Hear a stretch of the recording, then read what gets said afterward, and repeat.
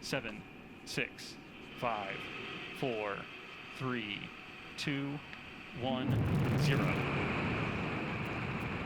Liftoff. Atlas V takes flight, sending Lucy to uncover the fossils of our solar system.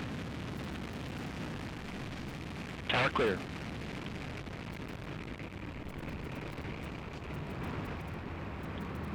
RD-180 propellant utilization has gone to closed loop control.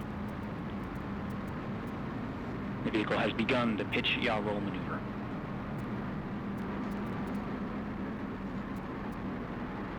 Now 30 seconds into flight.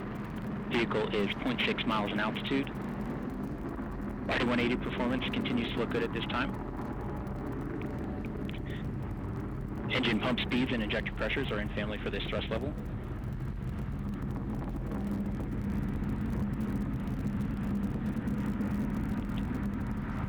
Atlas vehicle attitude remains stable at this time. Attitude rates are near zero in all axes. Now at T plus 70 seconds into flight, vehicle is 4 miles in altitude, 0.2 miles downrange distance, traveling at 1,200 miles per hour. Mach 1, Atlas is now supersonic.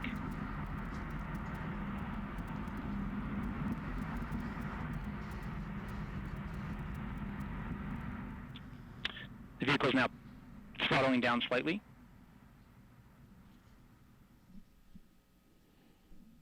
RD-180 engine parameters continue to look nominal after the prior adjustment to the thrust level.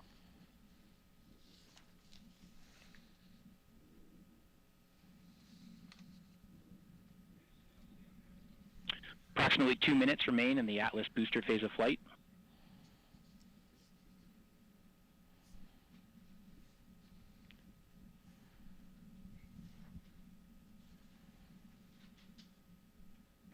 The Atlas V rocket weighs now just 1/2 of what it did at launch, burning propellant at a rate of 2,600 pounds per second.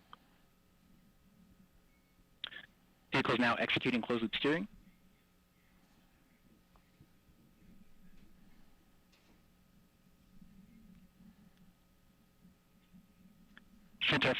Centaur reaction control system is now pressurizing the flight levels. So a beautiful launch sequence there. We do have another minute and a half or so to go with the booster in operation, getting Lucy. We're now just under 3 minutes into flight. Atlas is 33 miles in altitude, 59 miles downrange distance, traveling at 5,600 miles per hour.